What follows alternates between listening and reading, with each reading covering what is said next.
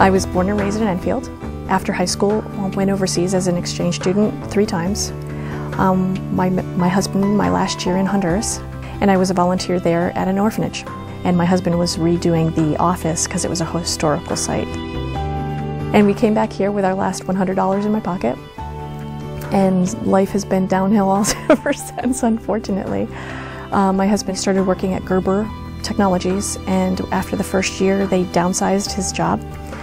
And so then he worked with a bunch of very small companies, and every one of those got bought out or merged. So within a month, in 2002, my husband and I both lost our jobs because of downsizing.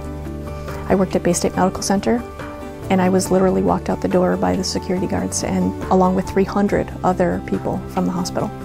I do remember hearing not so long ago that most Americans live within one paycheck from being on the street, and that's pretty much where we have been. For the first 8 years of our marriage together, we lived with my parents until we could afford to buy a home. So when we did buy our home, and my husband's youngest brother and my mother-in-law live here with us, so we are a family of 6. I'm a full-time nurse. I work in the community. I love my community because I was born and raised here. I take school substituting positions for nurses. I get called to ride buses with children who have disabilities because I work for an agency, and so if they have work, I will say yes. After my husband lost his position in 2002, he decided to go to be a self-employed electrician, and when they were doing big projects, we wouldn't get paid until the complete project was done, plus the 30 days of inspection.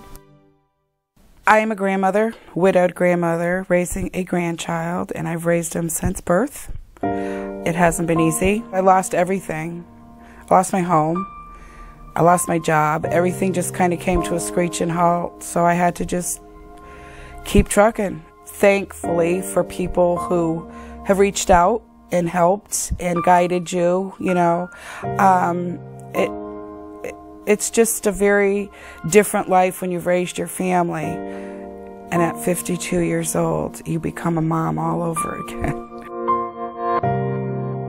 I have 2 kids. I have 4 grandkids. I got 2 grandkids live with me. I've been fighting with cancer lately, but I've been doing pretty good. You know, I go to all my appointments, take all my pills, what I gotta do. I have a husband, I have 8 children, 3 are still at home, and I care for my mother.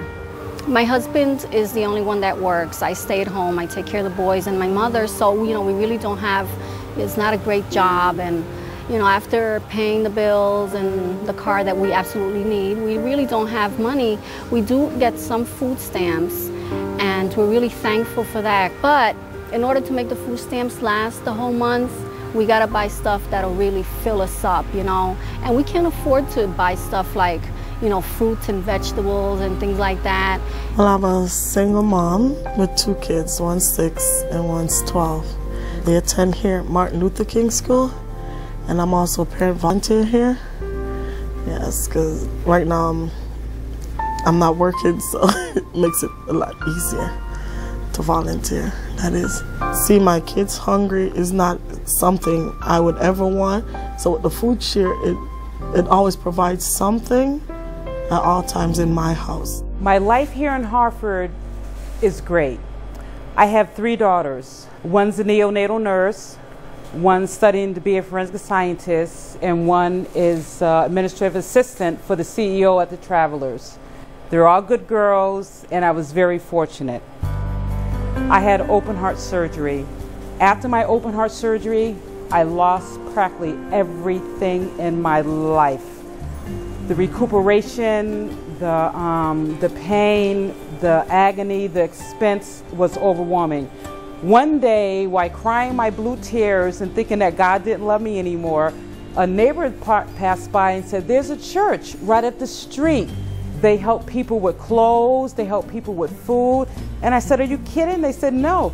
So I came one day, and I stood in a line with the rest of the residents of Hartford waiting, and I met Aileen. And she brought me in, and I got food, I got clothes, I got inspirational talk, I got love, I got acceptance, and I was not made to feel like I was some crazy bum on the street who needed help. I was treated with dignity and respect, and I loved it. Where I'm at now is I am good. I just completed a job with the United States Census. It didn't last that long, but it was long enough for me to kind of save some money up.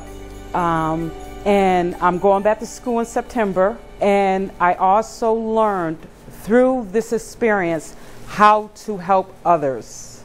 The Lunch Bunch was brought to my attention through Roger LeBlanc with our local food shelf, and it's been a wonderful experience.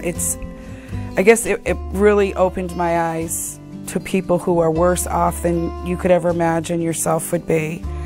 But it's been a very heartfelt experience because you're not just feeding their guts, you're feeding their souls. These kids have opened up.